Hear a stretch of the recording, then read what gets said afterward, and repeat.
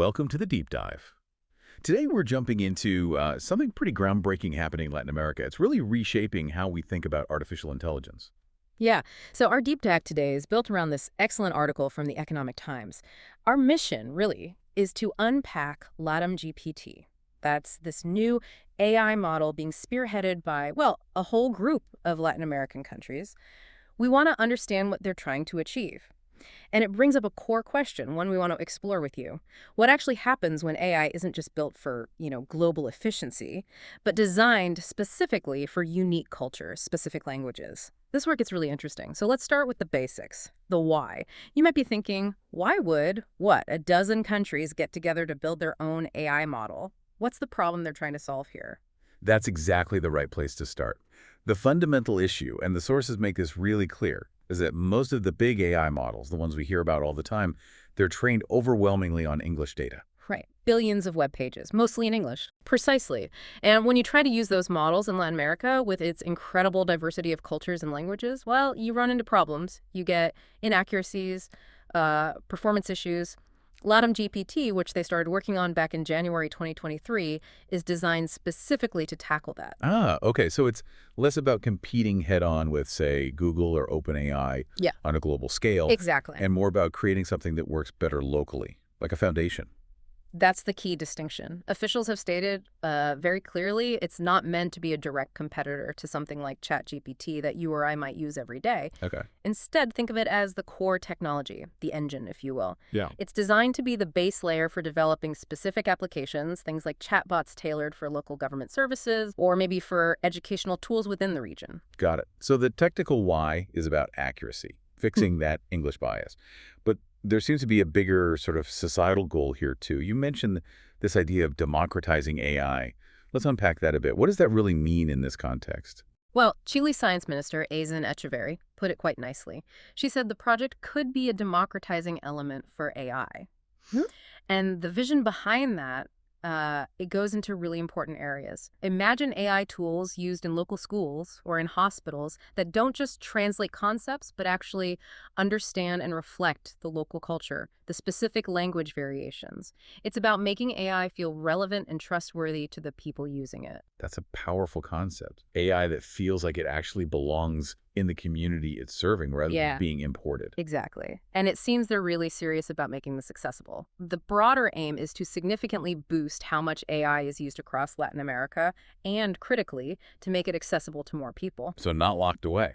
No, quite the opposite. It's designed as a truly open source initiative. That means the underlying tech, the model itself, will be available for others to build on, to adapt, to innovate with. It's about fostering a local AI ecosystem. Okay, this sounds like a massive project, coordinating over a dozen countries, multiple institutions. Who's actually leading this charge, and how are they, technically building this thing? Right, it's a huge collaborative effort. The lead organization is Chile's state-run National Center for Artificial Intelligence, CENIA. Okay, CENIA in Chile. Yes. But they're not doing it alone, far from it. They're working with, get this, over 30 different regional institutions, universities, research centers, across more than a dozen Latin American countries. It's a really impressive network. Wow, okay. So truly a regional effort. And the tech itself, what's under the hood? They're basing it on LLaMA 3 AI technology.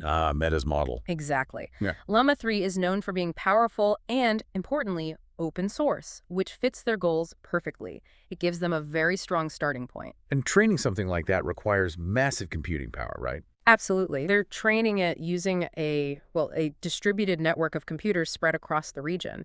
This includes dedicated computing facilities, like ones at Chile's University of Tarapacá, but also involves significant cloud-based systems to handle the sheer scale of data and processing needed. Makes sense. You need that flexibility. And they've got some significant backers, too. People see the potential. The Regional Development Bank, CAF, has provided support, and so has Amazon Web Services, AWS. That kind of backing is pretty crucial. Okay, so we have the technical foundation, the collaborative structure. But you mentioned something earlier that really caught my attention. This isn't just about better Spanish or Portuguese translation or more efficient services. There's a deeper cultural aspect. Yes, and this is where I think Latam GPT becomes particularly unique and, frankly, quite inspiring. One of its core goals is actually the preservation of indigenous languages. Indigenous languages. How does an AI model do that? Well, they've already built an initial translator for Rapanui. That's the native language of Easter Island. Oh. And Rapanui, like many indigenous languages, is, facing threats. It's not widely spoken. Developing digital tools like this can be vital for its survival. That's incredible. So it's like using cutting-edge tech to safeguard cultural heritage. Is that the bigger idea? To extend this? Precisely. The plan is definitely to expand this capability to other indigenous languages across Latin America. Think about the potential applications. Maybe virtual assistants for public services that can interact in a local indigenous dialect, or personalized education software that uses a child's native language and cultural framework. It flips the script a bit, doesn't it? Usually we think of tech, globalization, kind of homogenizing things. Here, AI could be a tool for diversity. It absolutely could. It connects advanced AI directly to preserving cultural heritage in a way we haven't really seen before on this scale. It shows technology can be a preserver. Okay, it's an amazing vision. Huge collaboration, cutting-edge tech, profound cultural goals. But let's talk brass tacks for a moment. The practical side. What about funding? Sustainability? How does this keep going? Yeah, that's the practical reality. The sources do point out a significant hurdle right now. The project doesn't currently have its own dedicated long-term budget line. Uh-oh. Oh. That sounds like a challenge. It is. But the head of CENIA, Alvaro Soto, seems optimistic. His hope, or strategy perhaps, is that by demonstrating what the system can do, showing real-world results, tangible benefits, they'll be able to attract the necessary funding going forward. So prove its value first, then secure the resources. Essentially, yes. It does raise that crucial question, though.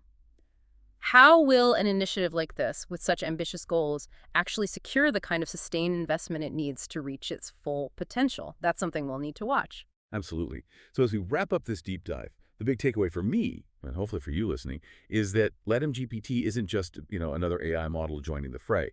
It feels like something different.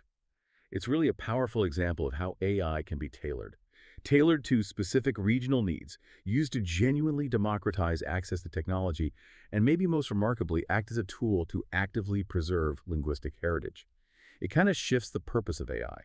And that leaves us with a final thought, something for you to ponder.